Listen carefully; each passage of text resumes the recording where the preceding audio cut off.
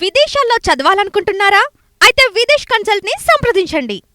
అక్రమ లేఅవుట్లకు నోటీసులు ఇస్తారట. రాష్ట్ర వ్యాప్తంగా 7,000 ఎకరాలకు పైగా గుర్తింపు, ప్రభుత్వ భూములే టార్గెట్.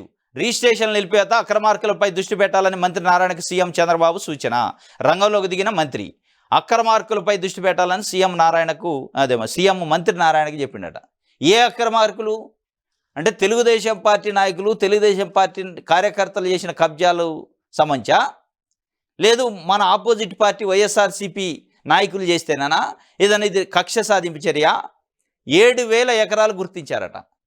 మరి నిజంగానే మీరు చేస్తే అప్రిషియేషన్ చేయాలి. అక్రమ లేఅవుట్ల పైన కొరడా నోటీసులు ఇస్తే మంచిది. ఏ అక్రమ లేఅవుట్లు దీంట్లో మళ్ళీ రాజకీయ పక్షపాతమో రాజకీయ కక్ష సాధింపు ఏమైనా ఉంటే మళ్ళీ అది వేరేకి వెళ్ళిపోద్ది. తప్పనిసరిగా దీంట్లో అది ఉండే అవకాశం ఉంది. మంత్రి నారాయణకి చెప్పిండట. ఆయనే కొన్ని అసైన్మెంట్ భూములు కబ్జా చేసిన అభియోగాలు ఉన్నాయి ఆయన పైన. డైరెక్ట్గా ఆయన పైన ఆరోపణలు ఉన్నాయి. అనేక మంది తెలుగుదేశం పార్టీ నాయకులపైన ఆరోపణలు ఉన్నాయి. వాటిపైన కూడా నిజంగానే చేస్తే మీరు చిత్తశుద్ధి ఉన్నట్టు, కమిట్మెంట్ ఉన్నట్టు మీరు చేస్తున్నది అంటే ఒక చట్ట పరిధిలో చేస్తున్నట్టు. లేదు వైఎస్ఆర్సీపీ నాయకులు ఎక్కడ ఉన్న వాళ్ళ బట్టకొచ్చి లోపటేయటం కోసమే చేస్తే అది ఒట్టిదే, ఆ ఒట్టి కథ ఇది.